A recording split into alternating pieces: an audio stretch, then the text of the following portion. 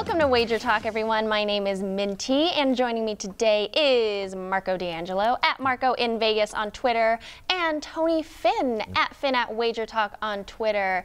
Today's video of Green Bay versus San Francisco is brought to you by our friends from Gaming Today.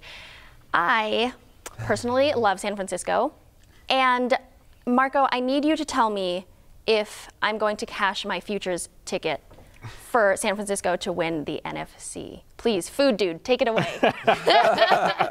Well, I tell you what, last week I was a big fan of San Francisco, and they came home for me. Yes. This week, I'm not going to be a fan, at least for the first half. And I'm going to be using a first half wager in this game. And when you first look at this game, you know, people are looking at it, and because they already played, they look at that first game, and quite honestly, I did have San Francisco in that first meeting, and it was a beatdown. I mean, they took them out behind the woodshed and beat them 38-7. Yeah. And Green Bay, third quarter on, they quit. I mean, let's just be honest. They were done, and they quit putting up a fight. But if you go back and look at the situation and the schedule where they were at, Green Bay was in the middle of 4 road games in 5 out of a 5-game stretch. They did have their bye week sandwiched in there, but still, it's 4 road games in 5 games. Not a good schedule for them. And everybody's going to look and say, well, how can they close a 31-point gap from that first game? What I'm looking at, and the reason I'm going to go with the first half wager here, is if you're San Francisco, okay, you look at that game film from the first meeting, what are you going to change in your game preparation? Everything you did worked. You're not changing anything. Right. If you're Green Bay, you're changing everything because nothing worked. Offensively, defensively, nothing you did worked. So what I see Green Bay is actually going to have an advantage to start this game because San Francisco doesn't know what they're going to come out with. They're going to make a different game plan. And I think Green Bay, with a veteran quarterback in Aaron Rodgers, is going to come and get out of the gate. You know how they have the plays scripted, the first series and everything.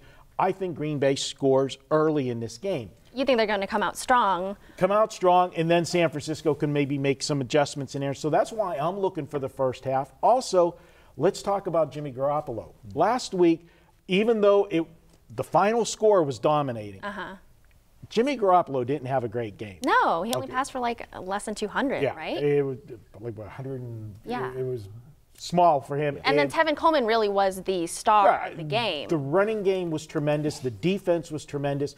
If he comes out a little tentative, you know, tight, this is the biggest stage he's been on. We saw last year Patrick Mahomes come out tight in that AFC Championship game. That was his first time on that big of a stage. He got it going in the second half, and they should have won the game. I mean, it's a shame that, you know, and it's one of my pet peeves. I don't like the overtime rule in the NFL where, you know, it's a playoff game. You don't get an opportunity to get the ball. If the other team scores a touchdown, the game's over. I think both teams should get a chance to have the ball there and not have it be decided by a coin flip. So with that said, and going back to that game with Kansas City last year and looking at this one, I think Green Bay's got the edge in this game as far as the first half goes. I'm going to take them plus. You can find 4.5s around town. I'm taking Green Bay first half. Interesting. Okay. Yeah, I'll play contrary a little bit to what Marco said. Although he's accurate on everything he said, you want to expect, or you should expect, and I do expect Green Bay to do something differently. The difference is, if San Francisco's at their best, they're not like Green Bay. They're not depending on Garoppolo. If they're at their best, they're playing good defense, they're forcing turnovers, they're running the ball, owning time of possession. Right. And when those things click, it's pretty easy for Garoppolo to be successful. The Packers, they really need Aaron Rodgers to be his best in this game. You know, I'm shocked last week that Devontae Adams was able to do what he was able to do. Seattle, but then Marco had this discussion before. Seattle showed their true colors. They really overachieved this year, and you saw it last week in Green Bay at Lambeau Field. In this game, when Green Bay got clubbed, trounced, routed, as Marco described it, they didn't have. Look, the difference last week really, and the big difference was the return of D Ford and Kwame Alexander. Both of those guys. When Green Bay faced